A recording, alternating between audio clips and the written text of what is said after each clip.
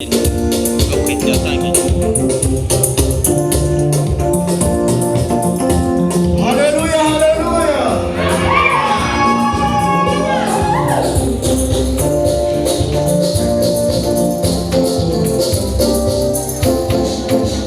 Akira ishimwe ryanjye Mana, ewe Mana we. Akira ishimwe ryanjye Mana.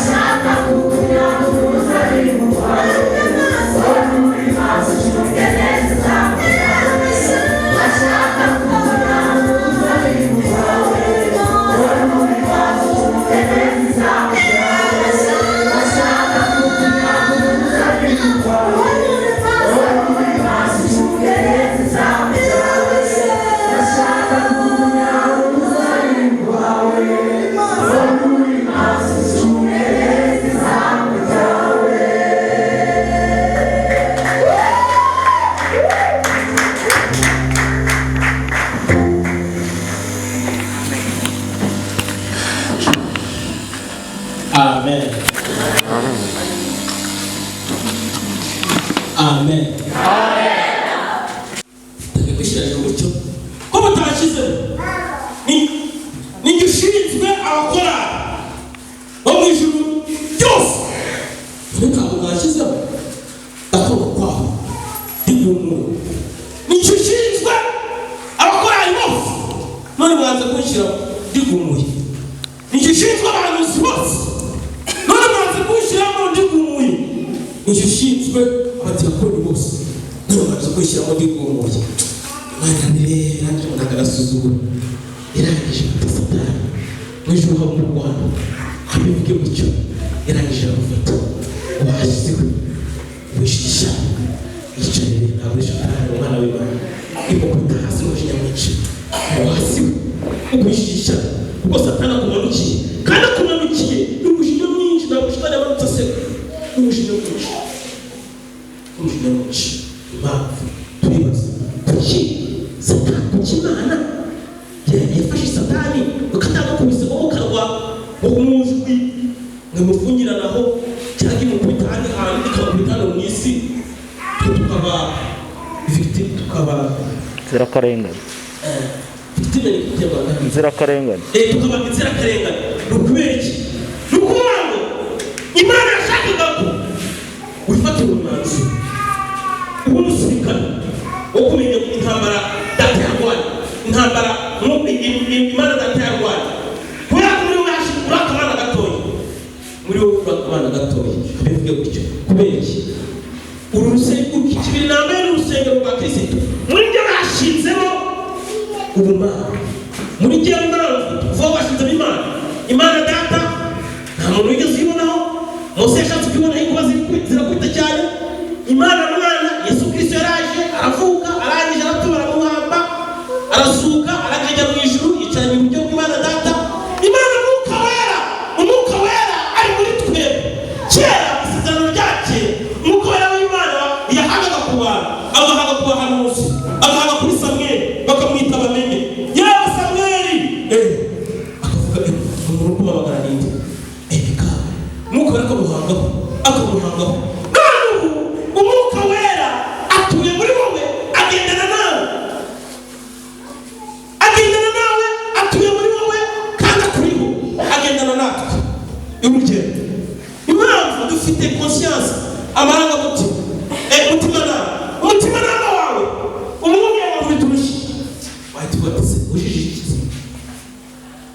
tumuneguru tumujijije ni conscience umutimanama wawe nubwo mutyo kwira cyo gupfura bati baraho ikindi ndapfumura se kubera iki kwitwa twandi ku Kristo bana bahitamo yawe ariko mpaka leta tuvuga tugangira ntabwo abahari yende kwipfumura nukuvuga patani gukomanya gafatanya n'imbaraga z'umwuka wera zigafatanya na conscience yawe n'abamutima yawe nibwo bumana gushaka Imana ikeneye umwanzuro wawe mu kuyikurikira no kuyiha haleluya haleluya haleluya rero ninjimo cyane Imana ikeneye umwanzuro wawe ho umuntu njyewe kanihera urugero ko njyewe Etienne umusimu umukobwa ashobora kuza ashikishije amafaranga cyangwa n'ibindi byose kandi akaza yanyitumye ari madamu Samaki yanyitumye ariko ngabihagaramo neza nkabaga yose kuvuga ngo ntabwo bishoboka ibyo ni Imana ikeneye iravuga uramuntu n'inyangamugayo Imana ishaka ko Imana ntabwo kugira ngo mudasenga cyangwa se urapfa ndetseka cyane hano ngo ngewe ndetse gusenga ntabwo kujya wasengesha ubona uko barara bapande bahita banyica ni ukubeshya impamvu dusenga ni ukuri inama y'Imana kandi ugomba kumvira Imana kandi ugomba kumvira data wa twese mwiza ntabwo usenga ngo bakwice kubera ko Yesu agira impuhwe kandi Yesu aragukunda kuruta uko wowe ubyibwira impamvu usenga ni ukugira ngo wowe wiyegereze ubumana bwawe bukurimo bukure bugere ku kigero gishitse none isezerano Imana igufiteho Imana irakurinda kugira ngo nisohoza usanga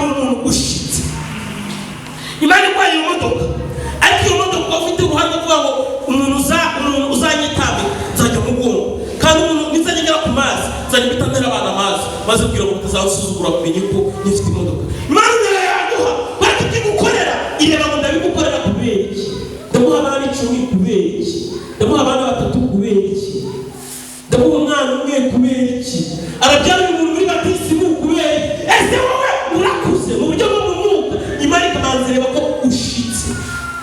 Ikaboneka guhereza byasezerano. Ntabwo Imana yaguhereza umugore cyangwa umugabo udashitse. Imana yakugeza ahantu ushika kuko ni umwungeri mwiza.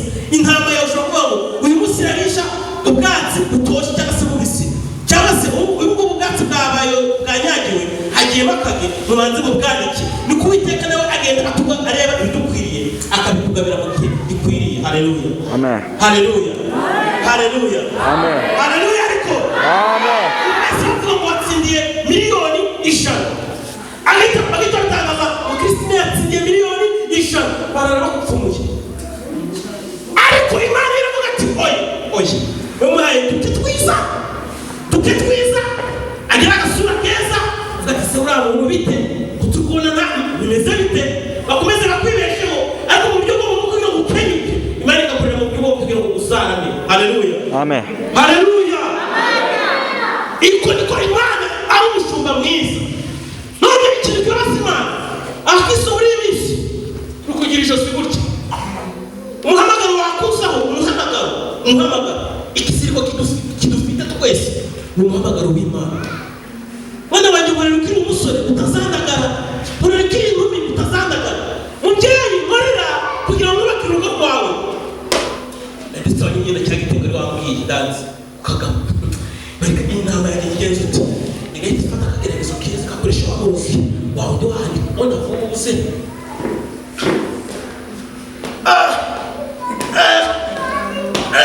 yagenze gutira mu nsengere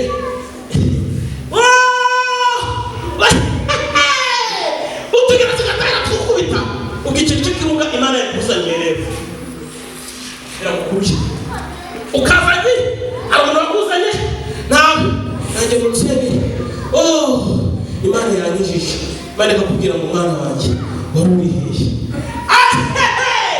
imatuma cyangwa ukubita ntabwo wazashaka itama cyangwa ukubita ntabwo kuko kumuhamagara ukuriho. Tubi intama nziza twumvire Imana twumvire atereka rero ntabwo mbikora. Isuzume rero urebe ko utagira ijosi gutya sinjyayo abasenga b'iki gihe we bose ko babwiye nabi ngiye no kubwiriza ntabwo ndi marayika nanjye uko bwije bukeye bwira Imana n'umwuka wera babarira aho nacumuye. Noneho njye ntabwo ndi marayika nanjye ukora bwira Imana ngo Mana kubw'amaraso Yesu Kristo nyeza numbabarire. Ariko wowe niba utagira imbabazi uko wumva inzika z'ejo bundi waza gusanyiza muri aka gatwe kawe bizagenda gute? Barizakoresha uburozi imuzane ikukubita kawe tukakubanzira byagenze gute? Bari kubwira ati ndagutuye rero ikuzane no kwa gatatu kandi wari uri gusenga. Haleluya. Nanjye nari maze imyaka 3 ese ndasenga ariko ndi kumva hano hari ikintu cyafashe ntacyagufashe n'umurunga w'Imana ngwino ntabwo bitwaga Yona rero Yona ikinini we danse ikinini we danse agateka kaki Yona kwigendera igifi kinini kiraza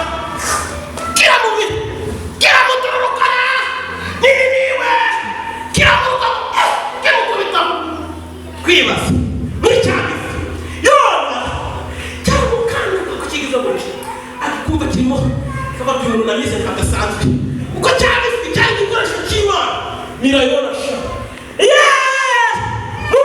mumire ikakumira. Yona yajgombaga n'amahwa yo mu ifi akagendera n'ubura bw'ifi n'ibyaye byose byo mu ifi y'umuntu bari guhamagara agenda agezeho kiramuka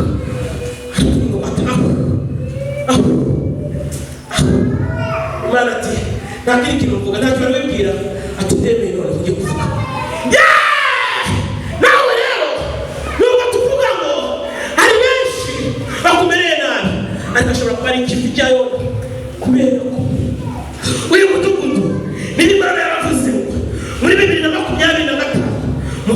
urusengero rw'igitangaza ndetse muzagira ikigo cy'abana banyu nacyo bavuga igifaransa icyongereza n'ikibabwira neza naho undi Imana izakoresha ni wowe niyaga yona ikumire none ko bimeze gutyo ariko ijambo ry'Imana ndi gusoza ibasha gukora ibiruta cyane ibyo twibwiye n'ibyo dusaba bitewe n'imbaraga zo kwizera zidukoreramo uko zingana. Haleluya, haleluya, amen.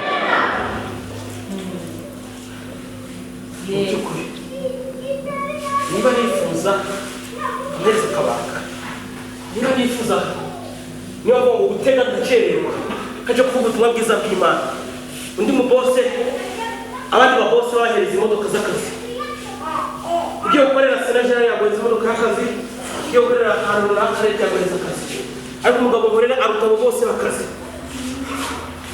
Ntabwo no kubyumva icyo nsabwa, icyo Imana imbwira irambwira ngo biba kubiba rero kubiba umurimo w'iwanyu buri cyumweru biba hano muri muhanda 3 bavuga ati Mana nabaye ngaye ngiye kubiba Imana yo ituze kandi abushuba mwiza tabati iyo mama bakugusana ati bakaye kwima waya kawana amen ngo twetera no masengesho byumva cyane. Haleluya, amen. Haleluya, amen.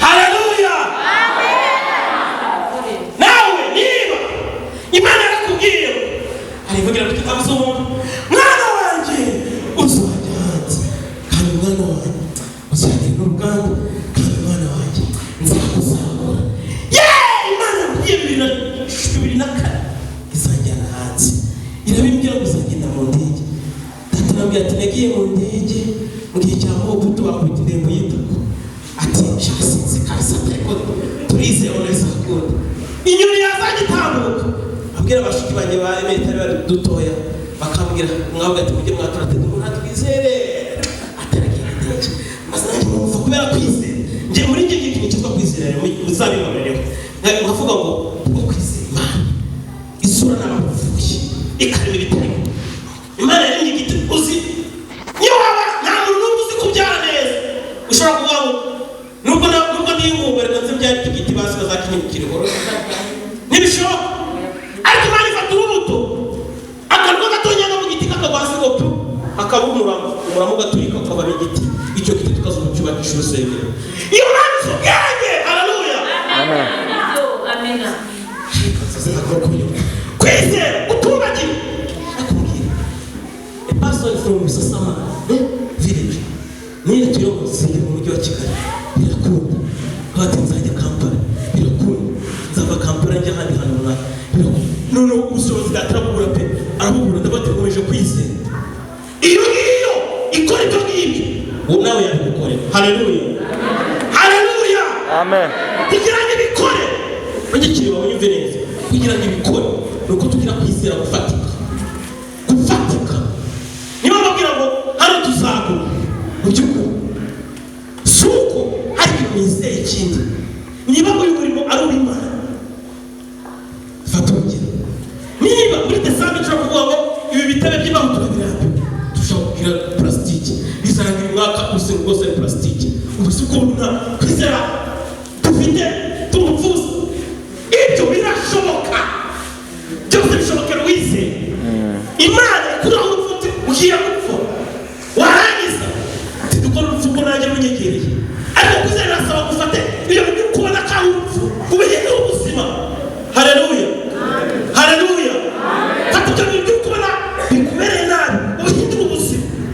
Fata ibyo bintu kubona kandi ubukene k'imwaro ahari amarira yawe Yesu ashobora kuba yindi umunezero ubireme none n'ubirema uryama ugati Imana ariko ibyo umwana kagerageza wari kukandika uko ntari mu muryango wa Yuda ari kugutondomera ari gutonda umutwe tugutesha umutwe gusa icyo Imana gusaba intama nziza. Haleluya, kazoze Imana ikora ibyo ngibyo hari byinshi yisaba nawe hari byinshi wisaba ariko yihanga amaso nzakugirira neza nanjye nzagirira neza kandi iracyakomeje kutugirira neza byaba ari umunezero bacu twashingiye neza, abahungu bacu twashingira neza, abamama bacu bakaneza bagakenyera imikenyero, ndetse abana bacu bakiga neza, ndetse tukagira agakorotire keza, ugaparika nanjye ngaparika nawe ugaparika n'undi agaparika.